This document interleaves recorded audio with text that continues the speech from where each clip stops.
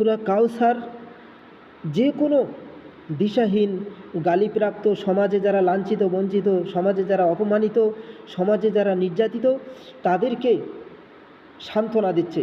আপনি মৃত্যুবরণ করার দিকে এগিয়ে যাবেন না, আপনি নিজেকে ছোট করবেন না, আপনি আপনার নিজেকে দুর্বল ভাববেন না।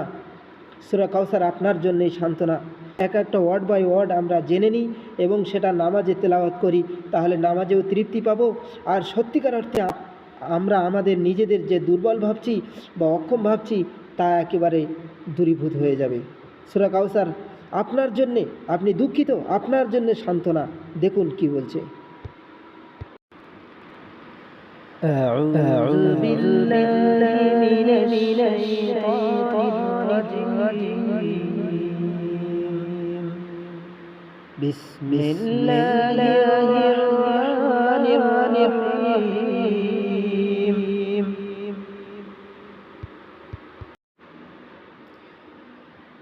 বি মানে দ্বারা, এসএম মানে নাম।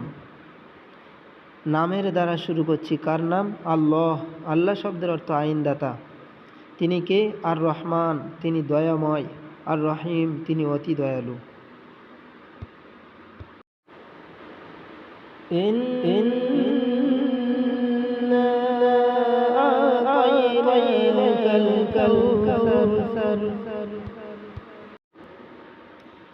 ইন্না মানে নিশ্চয়ই, আতাইনা আমি দান করেছি, কা মানে তোমার, আতাইনা কা আমি তোমাকে দান করেছি। কি দান করেছি? আল কাউসার। আল আলিফ লাম এখানে এসেছে নির্দিষ্ট অর্থে বোঝানোর জন্যে। আর কাউসার হলো একটা হাউজ, পানির হাওয়াজ। এই হাউজ কোথায় থাকবে? কিয়ামতের কঠিন ময়দানে, যেদিন মানুষ পানি পানি করে ছুটতে থাকবে অথচ কোথাও পানি পাবে না, শুধু হাউজে কাউসার, এটা যা নবীজি মুহাম্মদ সাল্লাল্লাহু আলাইহি সাল্লামকে দেওয়া হয়েছে। ফাসাল্লি লিরাব্বিকা ওয়ানহার।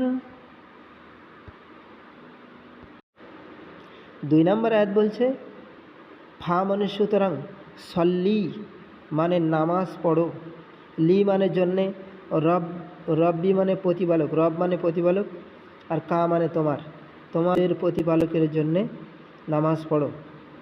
ওয়া মানে এবং, নাহার মানে কুরবানি করো।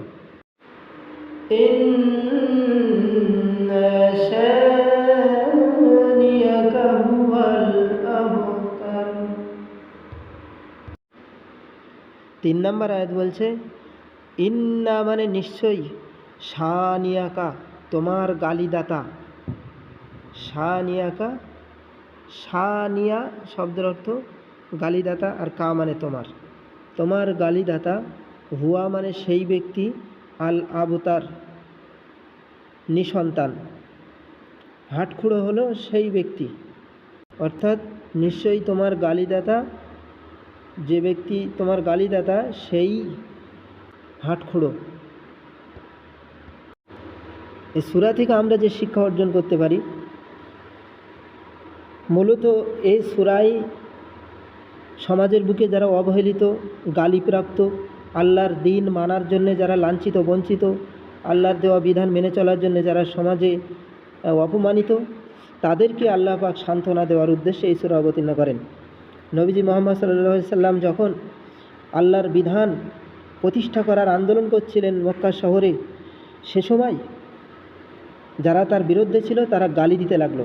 তা গালি যারা দেয় তারা মূলত দুর্বল পয়েন্টটাই উপস্থাপন করে। নবীজি মুহাম্মদ সাল্লাল্লাহু আলাইহি সাল্লামের কোনো পুত্র সন্তান ছিল না, তাই তারা হাটখুড়ো বলে গালি দেওয়া শুরু করলো। তো আল্লাহর পথে চলতে গিয়ে যারা গালি খায়, আল্লাহ পাক এই গালির বদলা অনেক বড় দেয়। সেরকম নবী মুহাম্মদ সাল্লাল্লাহু আলাইহি সাল্লামকে বললেন তারা গালি দিক, আমি তোমাকে প্রদান করেছি বিরাট বড় নিয়ামত। কিয়ামতের কঠিন ময়দানে যখন মানুষ পানি পানি করবে, তখন আমি হাউজে কাউসার নামের এই পানির বিরাট ব্যবস্থাপনা তোমাকেই প্রদান করব, তোমাকে প্রদান করলাম। অর্থাৎ সেদিন ওই যারা আজ গালি দিচ্ছে তারা সেদিন পানি পানি করে তোমার কাছে ছুটবে। ঠিক পৃথিবীর বুকে পরে সেই নবীর উম্মত যারা, তাদেরকে যারা আল্লাহর পথে চলতে গিয়ে গালি দিচ্ছে, অপমানিত করছে, লাঞ্ছিত বঞ্চিত, জেল জুলুম অত্যাচার অবিচার করছে, ঠাট্টা বিদ্রুপ করছে, কিয়ামতের দিন আল্লাহ এমন বিরাট নিয়ামত এই গালিপ্রাপ্তদের দেবেন আজকের যারা গালি দিচ্ছে তারা সেদিন বাবু বাবু করবে আর তাদের পায়ের ধারে গিয়ে নত হয়ে থাকবে। এটা 1 নম্বর শিক্ষা। অর্থাৎ যারা আল্লাহর দিন মানতে গিয়ে, আল্লাহর হুকুম আহকাম মেনে চলতে গিয়ে গালি খাচ্ছেন, তারা দুঃখ করবেন না। আপনার এই গালি একদিন কিয়ামতের কঠিন ময়দানে বিরাট বড় সান্ত্বনার কারণ হবে। 2 নম্বর শিক্ষা যেটা আমরা পাই সেটা হলো, কে গালি দিচ্ছে আর কে দিচ্ছে না এটা নিয়ে ইমানদারের ভাবনার কিছু নেই। ইমানদারের কাজ ইমান প্রতিষ্ঠা করা, ইমান মেনে চলা। অর্থাৎ সে তার নামাজ কালাম আল্লাহর হুকুম শরীয় হুকুম মেনে চলবে। কে গালি দিচ্ছে আর কে গালি দিচ্ছে এটা দেখে দরকার নেই। আর সে আল্লাহর পথে সময় ব্যয়, অর্থ ব্যয় ইত্যাদি নানান আল্লাহর দেওয়া নিয়ামত সে ব্যয় করতে থাকবে। তার বুদ্ধি ব্যয়, তার বিদ্যা ব্যয়, এভাবে সে তার নিজেকে ব্যয় করতে থাকবে আল্লাহর পথে। এমনকি জীবনও ব্যয় করবে আল্লাহর পথে। কে গালি দিচ্ছে এটা তার দেখার কারণ নেই। 3 নম্বর শিক্ষা যেটা, আল্লাহর পথে চলতে গিয়ে যদি কেউ গালি খায়, এই গালির বিরাট বড় একটা ফজিলাত আল্লাহ পাকের কাছে। এরকম যে শুধুমাত্র যারা আল্লাহর পথে গালি খায়, আল্লাহ স্বয়ং তাদের উল্টো গালি দেয়। অন্য কোনো ক্ষেত্রে এটা হবে না। শুধু আল্লাহর পথে চলতে গিয়ে, আল্লাহর বিধান মানতে গিয়ে যারা গালি খায়, আল্লাহ স্বয়ং তাদের গালিদাতা। 3 নম্বর আয়াত থেকে আমরা শিক্ষা নিলাম। ভিডিও শেষে একটা রিকোয়েস্ট, চ্যানেলটি সাবস্ক্রাইব করুন আর অন্যর কাছে শেয়ার করে দিন।